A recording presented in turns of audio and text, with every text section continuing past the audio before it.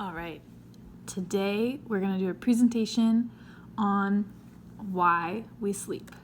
We're going to cover our brain on sleep. We're going to cover shift work disorder, which affects individuals that do rotating shift work. And we're going to learn some tools to better support those individuals that might suffer from shift work disorder, especially if you're in a position of leadership. It is our goal to support our workers, so we're going to do some tools to support our shift workers. All right, so first, really briefly, we're going to go over the 4 phases of sleep that you repeat over and over again throughout the night. Stage 1 is NREM alpha, which is non-rapid eye movement alpha. This is interesting because it's a low amplitude of beta wave, which is what you have when you're awake, and this is switching to the slower alpha wave as you start to fall asleep. This is a transitional phase in sleep. Your breathing starts to slow. A lot of people think, I'm not asleep, but actually they are asleep. It's just a transitional phase. Stage 2 is called NREM theta, characterized by the alternating spindles and K-complex waves, which we can see to the right here. Spindles are periodic bursts of rapid brain waves. These spindles have been linked to being important for learning and memory. And then K-complex waves are associated with memory consolidation, which is also very interesting. So also during this phase 2, the heart rate and the breathing even out, and our body temperature drops 2 degrees. Now we are definitely, someone would no longer truly be conscious in this phase, but they're still easy to be woken up. Stage 3 is characterized by the delta wave that our brain does. If you were to wake up during this phase of sleep, people would say they feel groggy, they have trouble thinking clearly, they don't feel truly awake. But this phase of sleep is associated with restoring our energy levels, strengthening our immune system, and stimulating the release of the growth hormone. So also what's interesting is once you are asleep, truly asleep, you'll go through these 4 phases, and then you'll go through the 4 phases again, but instead of going 1, 2, 3, 4, an hour after falling asleep, you'll switch from 3 to 2 to 4, and you'll do that over and over again for the rest of the night. So finally, let's hit the 4th stage of sleep, very well known, REM, the REM cycle of sleep, rapid eye movement. This is categorized by the eyes darting back and forth. The brain waves in REM almost mimic the brain waves you have when you're awake. You'll have a irregular heartbeat, irregular breathing, and this is when our brain is experiencing vivid dreaming. This is a very critical period of rest and repair. It's associated with consolidating memory and learning. It's also associated with emotional processing and regulation. And then finally, and almost most important, is associated with uncoupling stimulus from memories that are linked with trauma. So it's very important to get lots of REM cycles in during your sleep. So those are the 4 phases of sleep. Those are important to know how your brain is functioning on sleep so that we can truly understand shift work disorder. So let's move on to there. So first, finally, one other really nice visual aid that I learned this week that I thought was very helpful. Want to go over, really oversimplify your brain on sleep, but if we think of this table as the hippocampus in the brain, which we can see to the diagram on the right, the hippocampus is kind of like a big table that all of our experiences during the day, if we were to say each experience is a folder that needs to be filed away, we could think of the hippocampus as collecting all of those experiences throughout the day. So as the day goes on, our hippocampus gets piled high with experiences. The reason why sleep is so important is because our hippocampus is super cluttered with all this unfiled experience. So at night, the hippocampus files away all that information into the cerebral cortex. In this diagram, it's labeled prefrontal cortex, so I've drawn an arrow to the rest of the cerebral cortex so you can see. So all of this information that we've had during the day goes from the hippocampus, gets filed away into the cerebral cortex. So there it is, all getting filed away while we sleep, so that the next day we can start our day off again with a fresh hippocampus. So that's your brain on sleep. I love visual aids. I hope that was helpful. So your brain on sleep. Sleep helps our prefrontal cortex manage the stress response and keep the amygdala in control in our limbic system. It helps us have stronger willpower and resist overeating or overdrinking. Sleeping helps our bodies burn calories. It helps us concentrate, helps us learn and store memories. It also helps us detach the stress response, process and file away traumatic memories and memories, and so much more that we know of and we don't know of. So sleep is one of our most important skills to master in order to function as a better human being. This is why sleep is so important. So now that we know why sleep is so important, we hopefully know that we need to support our shift workers because they can suffer from what is known as shift work disorder.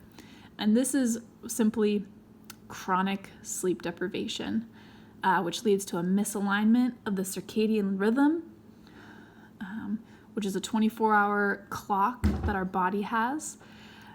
This gets disrupted because of their in and out of sleep, and also because of how they are functioning in non-daylight hours.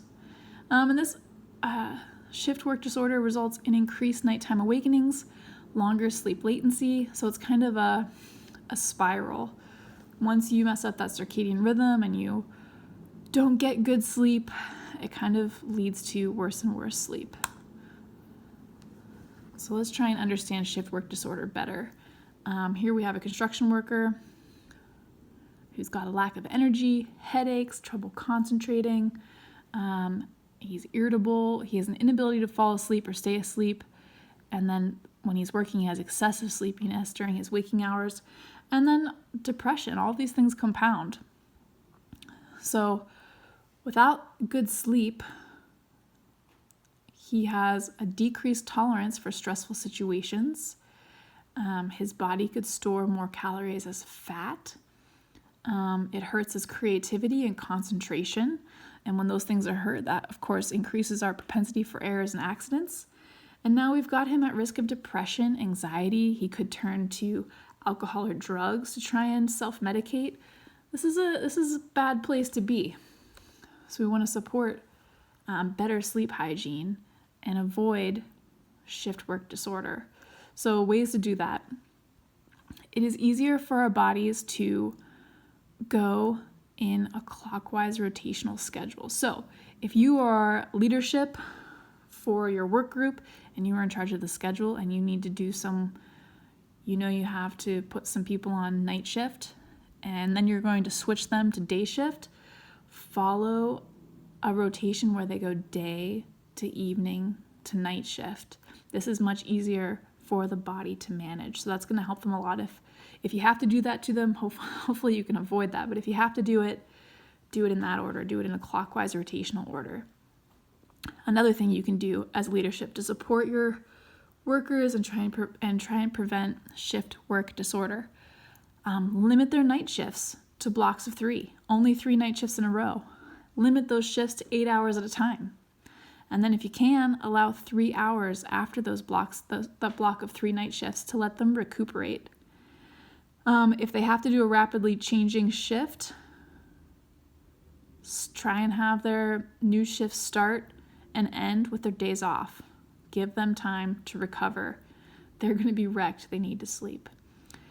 Ideally, you would not do a non-rotational, or ideally you would not do a rotational shift work schedule. You do a fixed schedule. Studies show, I should have cited it here, there's a great study that looked at people who had sporadically interrupted sleep and people who only had 5 hours of sleep at a time, but that 5-hour chunk of sleep followed a predictable schedule that was the same every day. The folks with the 5 hours that was predictable did much better with concentration, remembering things, being creative than the people that had sporadic sleeping times that were interrupted at odd hours. So that's a big takeaway there. All right, and then here's a tool to take home. If you're going to schedule someone, do it like this. This way they can have a good chunk of sleep. All right, and then finally, if you are suffering from shift work disorder or any bad sleep hygiene, routine is the answer. Routine is going to help. So here's some, just like I read my daughter Good Night Moon as part of our going to sleep routine. It's good to have your own sleep routine. So here's some things you can incorporate into your sleep routine. Again, routine. Keep the same schedule on your off days as you have on your work days. So if for work you wake up at, for work you have to wake up at 8 p.m. to be at work at 10 o'clock. If you can, on your days off, do the same thing. Keep it consistent. Try and get 7 to 8 hours of sleep as a baseline. Protect your sleep, especially when you're sleeping during the day, with blackout curtains, earplugs. Cover your eyes, because light does affect your circadian rhythm, which affects your melatonin release, your adenosine buildup. All of those hormones and chemicals are affected by the sun. So protect your sleep time with blackout curtains or whatever you need to do so that your sleep is undisturbed and your circadian rhythm can be maintained the way you need it to be maintained. Regular exercise helps with our sleep. Avoidance of substances, or especially caffeine, seems harmful. It has a big effect. Schedule naps. Experiment with naps. Try not to have those naps be longer than 30 minutes so that you don't get into that delta wave, stage 3 NREM theta wave sleep when you wake up and feel groggy. And also write it down. Keep a journal. Be scientific about it. Find out what works, find out what doesn't work, and change and improve. If you do need to use caffeine, there are better times to use it. Those times could be between 12:20 and 1:20 a.m. You want to use it as an effective tool so that it helps you feel more awake, but also doesn't infringe on your ability to fall asleep after your shift. So an example would be avoid using caffeine in the second half of your shift, which could disrupt your bedtime routine after work. So hopefully all of that was helpful, and thank you for your time.